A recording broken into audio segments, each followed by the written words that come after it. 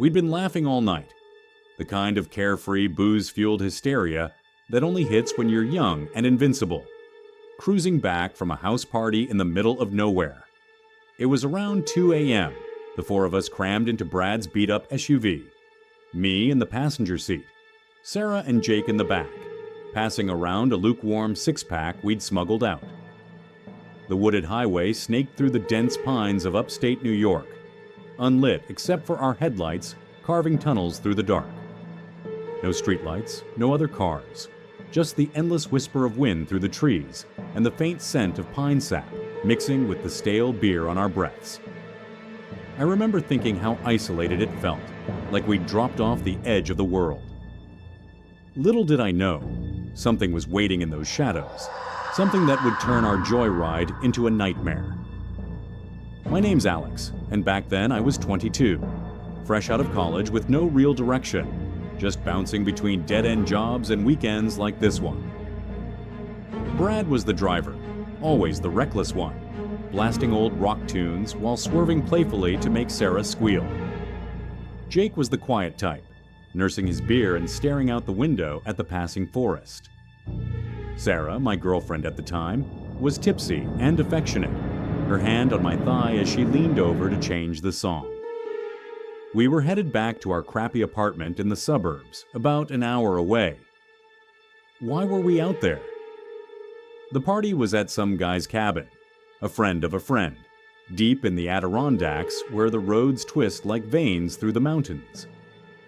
The air was crisp, heavy with the damp earthiness of the woods, and every so often, a branch would scrape the roof like fingers on glass.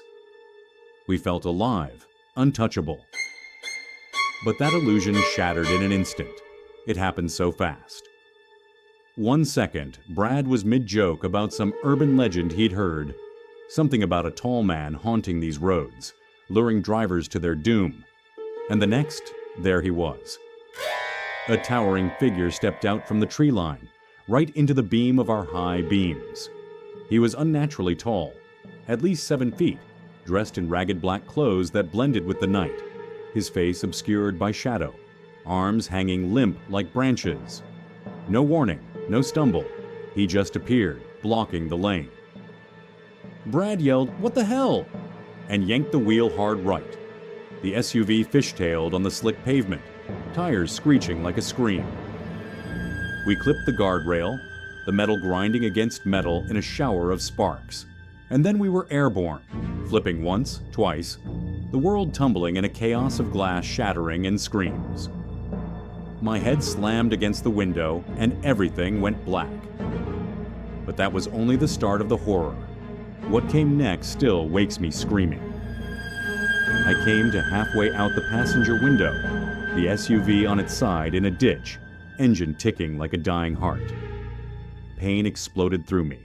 My leg twisted at a wrong angle, ribs burning with every breath, warm blood trickling down my face from a gash on my forehead. The smell hit me first, gasoline leaking, mixed with the metallic tang of blood and the musty rot of the forest floor. I groaned, trying to orient myself in the dim glow of the one remaining headlight, flickering like a strobe. The woods pressed in close, trees looming like silent witnesses, their branches clawing at the sky. No moon, no stars, just inky blackness swallowing everything beyond 10 feet. Distorted visions flashed in my mind, childhood nightmares of monsters under the bed, a car accident I'd seen as a kid where bodies were twisted like pretzels. Was this real? Or was I dying, my brain firing off hallucinations? I called out, "Brad, Sarah." My voice was weak, echoing strangely in the night. A sob answered from inside the wreck, but something felt wrong, terribly wrong. And then I saw it move in the shadows. The pain sharpened everything, making the world hyper-vivid. I twisted my neck, ignoring the fire in my spine, and spotted Brad's body a few feet away, ejected through the windshield. He lay crumpled on the damp earth, limbs splayed unnaturally, his face pale in the flickering light. Blood pooled under his head, dark and sticky. "Brad," I rasped, trying to pull myself free, but my leg was pinned under the dash, bone grinding against metal. He didn't respond at first. Then, horrifically, his body jerked, like a puppet on strings, convulsing once, twice. His head lolled toward me, eyes wide and glassy.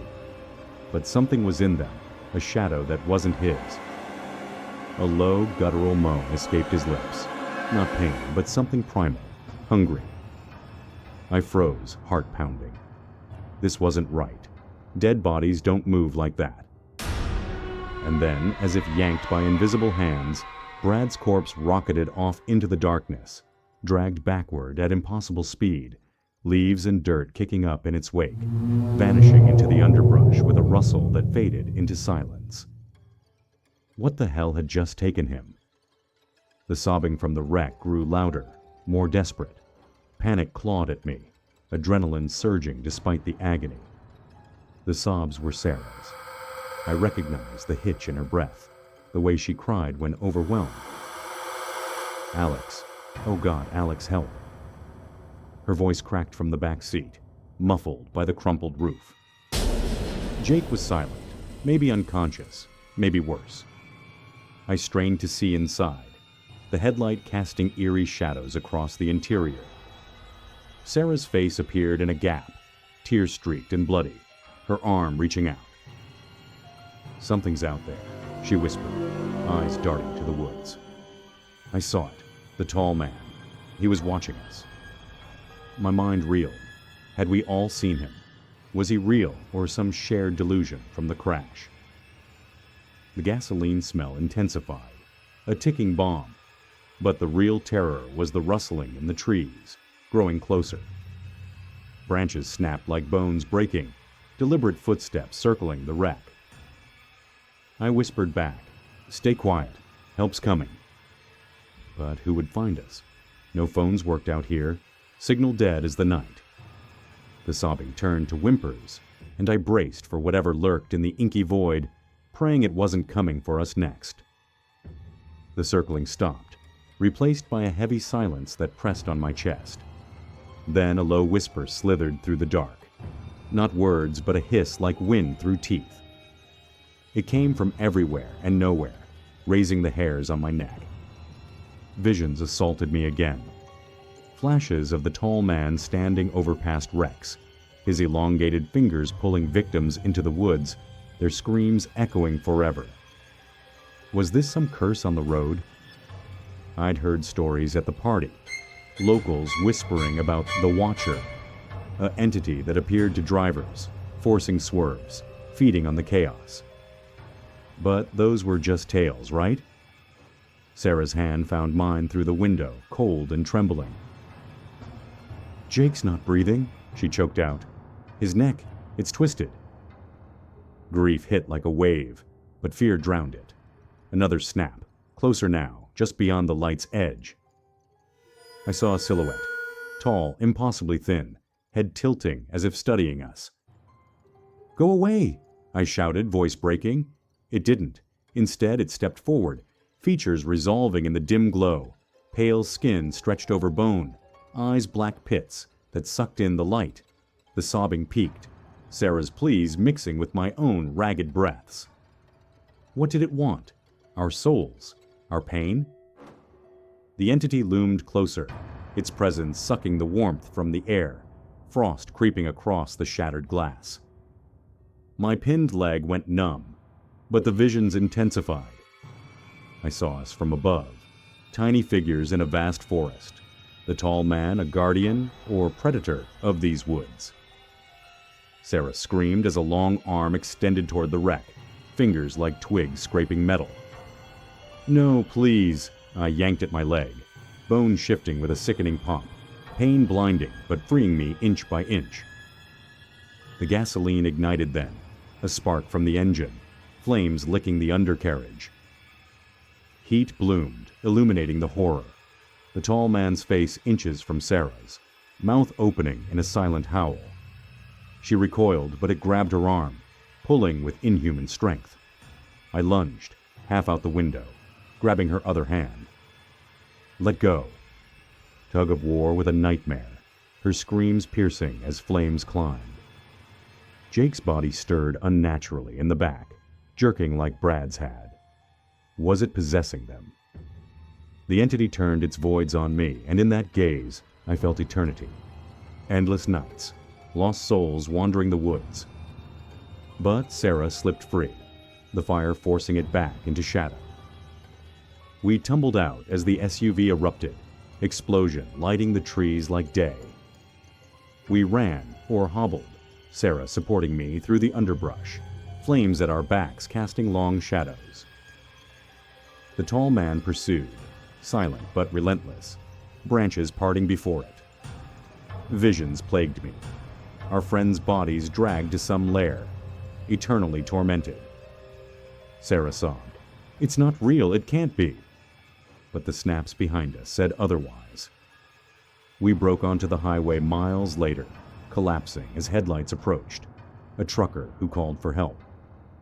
Rescuers found no bodies, no tall man, just charred wreckage.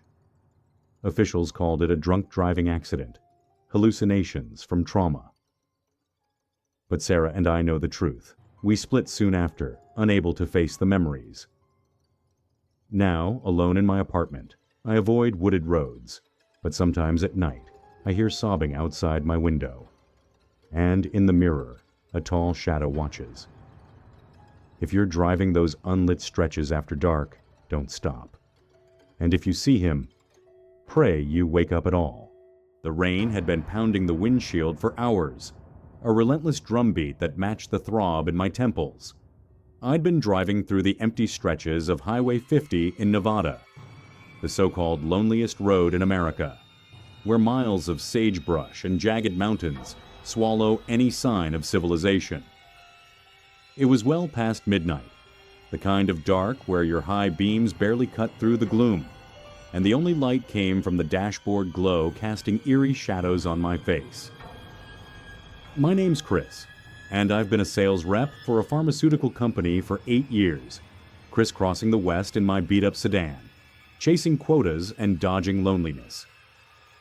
That night I was heading from Salt Lake City to Reno, pushing through fatigue because a big meeting waited at dawn. The air smelled of wet asphalt and ozone, with a faint metallic tang that I chalked up to the storm. My radio had been flickering between static and faint country tunes, but as the signal weakened, something changed. That's when the tapping started. At first I thought it was the rain, irregular drops hitting the roof like fingers drumming impatiently. But it grew rhythmic, insistent. Tap, tap, tap, coming from the passenger window.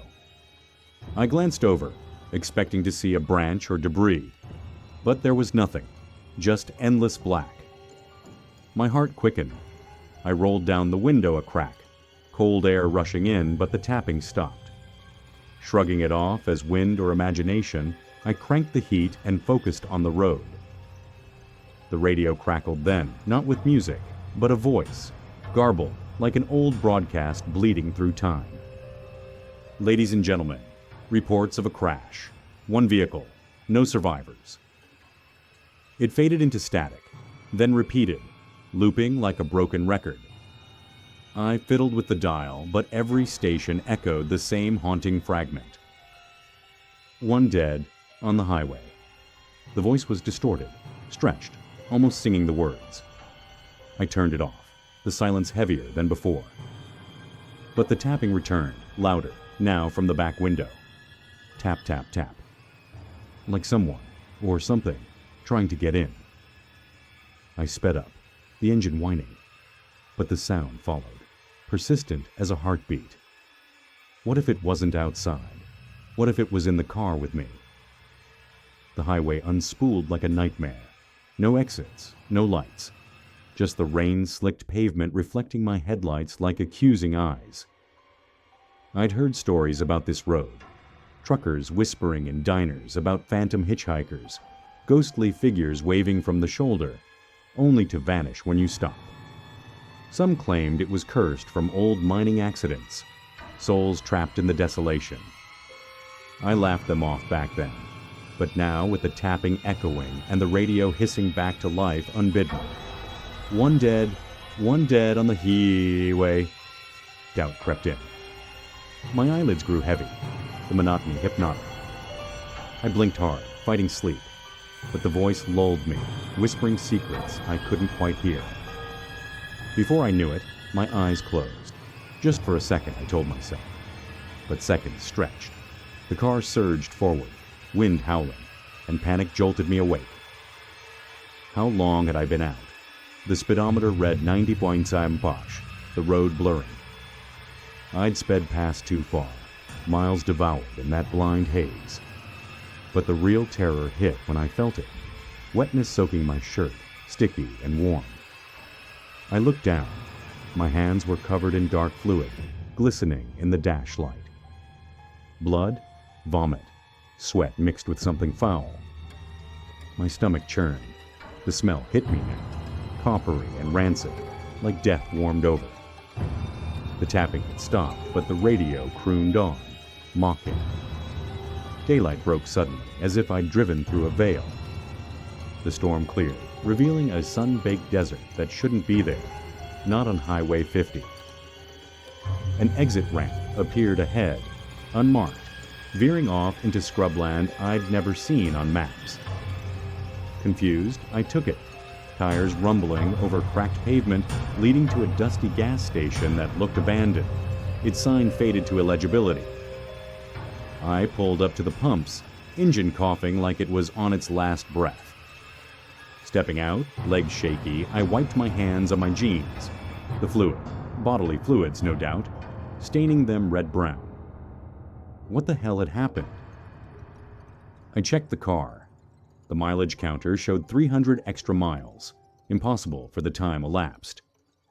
Dents marred the hood, fresh scrapes along the side, as if I'd sideswiped something, or someone. The bumper had a smear of what looked like hair and flesh caught in the grill. My mind reeled. Had I hit something in that blackout? A deer, or worse? The gas station attendant, an old man with leathery skin and eyes like bottomless wells, shuffled out. "Rough night?" he rasped, glancing at my stained clothes. I muttered about fatigue, but he nodded knowingly. Folks round here talk about the lost stretch. Drivers zone out, wake up, changed. Some don't wake at all. He pointed to my odometer. "That ain't just miles, son. That's time you lost." But as he filled the tank, the radio inside the car flickered on.